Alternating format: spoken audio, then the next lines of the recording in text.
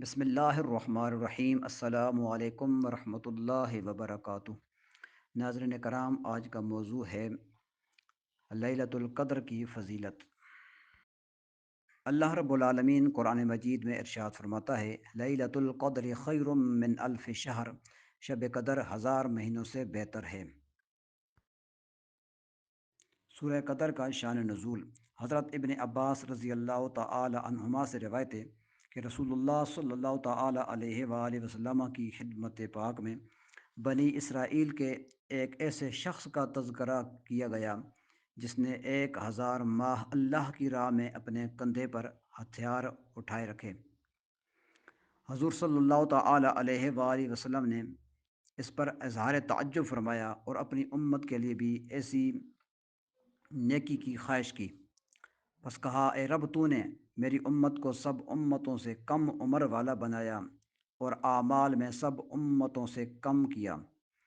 تب اللہ رب ذوالجلال نے آپ کو لیلۃ القدر عطا فرمائی، جو ایک رات 1000 مہینوں سے افضل ہے۔ پس یہ نعمت عظمیٰ لیلۃ القدر اس امت کے خصائص میں سے ہے۔ نبی کریم صلی اللہ تعالی علیہ وآلہ وسلم نے فرمایا کہ لیلۃ القدر کی رات میں فرشتے حضرت جبرائیل علیہ الصلاۃ والسلام کے ساتھ 4 جھنڈے لے کر آتے ہیں۔ ایک جھنڈا حمد کا، دوسرا جھنڈا مغفرت کا، تیسرا رحمت کا اور چوتھا جھنڈا کرامت کا، اور ہر جھنڈے کے ساتھ 70,000 فرشتے آتے ہیں، اور ہر جھنڈے پر لکھا ہوتا ہے، لا الہ الا اللہ محمد الرسول اللہ۔ نبی کریم صلی اللہ تعالی علیہ وآلہ وسلم نے فرمایا کہ جس شخص نے شب قدر میں 3 دفعہ کلمہ شریف لا الہ الا اللہ محمد الرسول اللہ پڑھا، ایک دفعہ پڑھنے سے اللہ تعالیٰ اس کو معاف کر دے گا، اور دوسری دفعہ پڑھنے سے اس کو دوزخ سے نجات دے گا، تیسری دفعہ پڑھنے سے اس کو جنت میں داخل فرمائے گا۔ پھر حمد کا جھنڈا زمین و آسمان کے درمیان نصب کیا جاتا ہے، اور رحمت کا جھنڈا کعبہ شریف پر، کرامت کا جھنڈا بیت المقدس پر، اور بخشش و مغفرت کا جھنڈا روضہ رسول صلی اللہ علیہ وآلہ وسلم پر لگا دیا جاتا ہے۔ ناظرین کرام، شب قدر کون سی رات ہے؟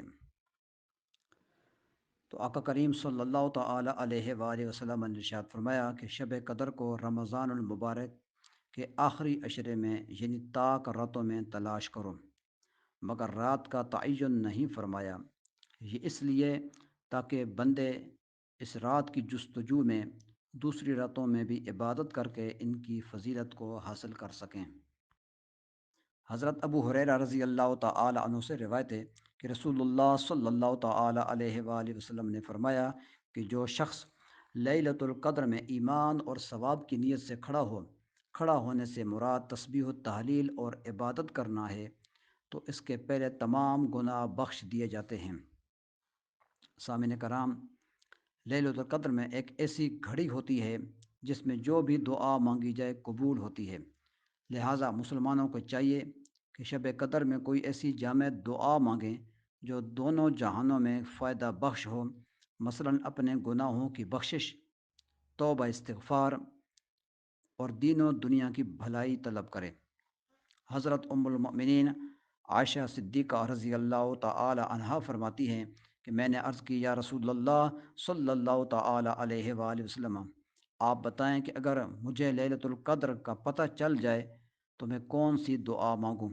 تو آپ نے ارشاد فرمایا کہ تو یہ دعا مانگ، اللہم انک عفو تحب العفو فاعف عنی، اے اللہ، بے شک تو معاف کرنے والا ہے اور معافی کو دوست رکھتا ہے، پس مجھے بھی معاف کر دے۔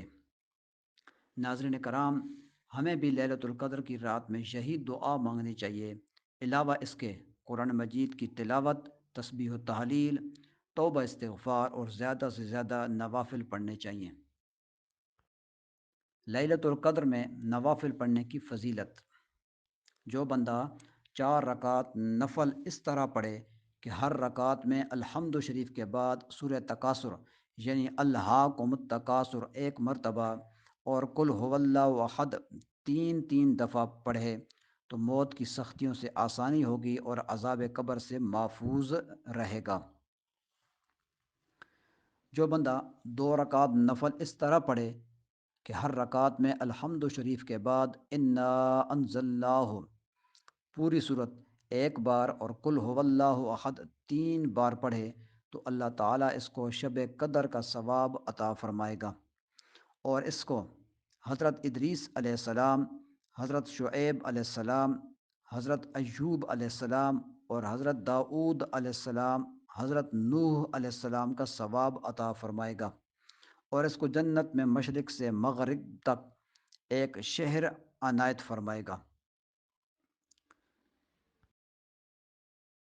جو بندہ 4 رکعت نفل اس طرح پڑھے کہ ہر رکعت میں الحمد شریف کے بعد انا انزلناہ 3 مرتبہ، قل هو اللہ احد 50 مرتبہ پڑھے، پھر اس نماز کے بعد سجدہ میں جا کر ایک دفعہ سبحان اللہ والحمد للہ ولا الہ الا اللہ واللہ اکبر پڑھے، پھر اس کے بعد جو بھی دعا مانگے قبول ہوگی، اور اسے اللہ تعالیٰ بے شمار نعمتیں عطا فرمائے گا اور اس کے تمام گناہ بخش دے گا۔